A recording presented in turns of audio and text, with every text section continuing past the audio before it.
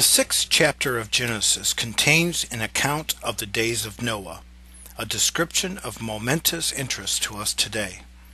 For the Lord has declared a similar age of worldliness will again exhaust the forbearance of God towards all those who dwell upon the earth, and cause him to come with fire, like a whirlwind, to render his anger with fury, and his rebuke with flames of fire, to plead with all flesh by fire and by his sword. As far as the unbelieving world, Christ's coming will be at a time when everything seems to be going well for those who have sold out to Antichrist's system, in exactly the same way that the unbelieving people of Noah's day had no inkling of impending destruction until the rain actually started to fall and the opportunity for entering the safety of the ark was past. And as it was in the days of Noah, so will it be in the time of the Son of Man. People ate, they drank, they married, they were given in marriage, right up to the day when Noah went into the ark, and the flood came and destroyed them all.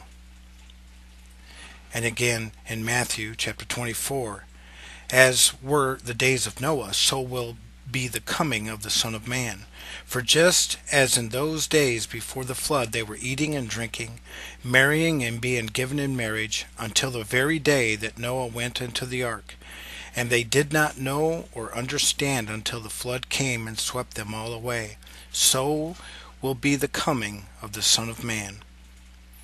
Obtaining an understanding of the wickedness and corruption among the antediluvians, and observing the particular influence upon the rapid decomposing masses of this society, will enable us to arm ourselves against the errors and temptations multiplying around us, and enable us to discern the threatening signs of our own time.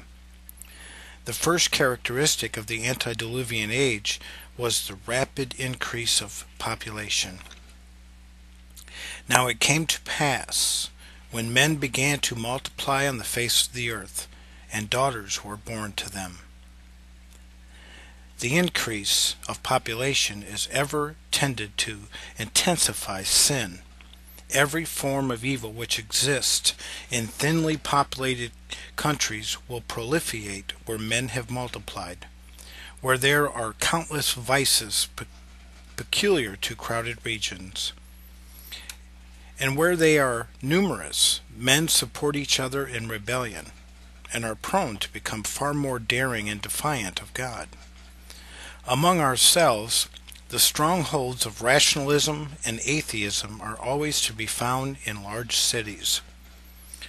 It has been in cities that the human race has ever made the greatest social progress, and several of Cain's descendants distinguished themselves by their inventive genius in the arts.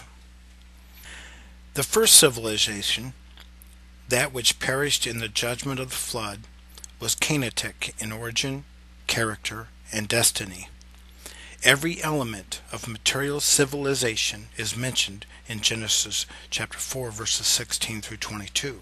City and pastoral life, and the development of arts and manufactures.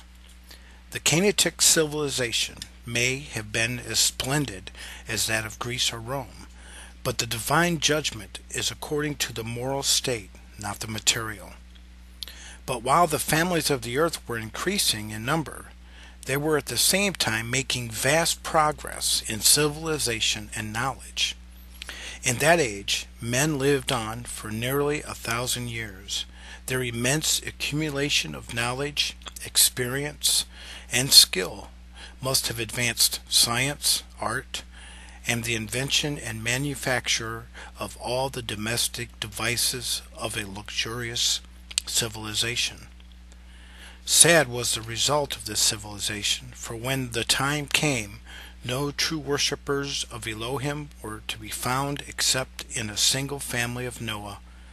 Men seem to have so prized their own wisdom, to have thought so little of God, that their religion had dwindled to a mere hero worship of their own famous leaders, the giants, men of renown, those who Prometheus like, as Titans, enabled them for a time to foil the purposes of the supreme power. The Lord saw that the wickedness of man was great in the earth, and that every imagination and intent of all human thinking was only evil continually.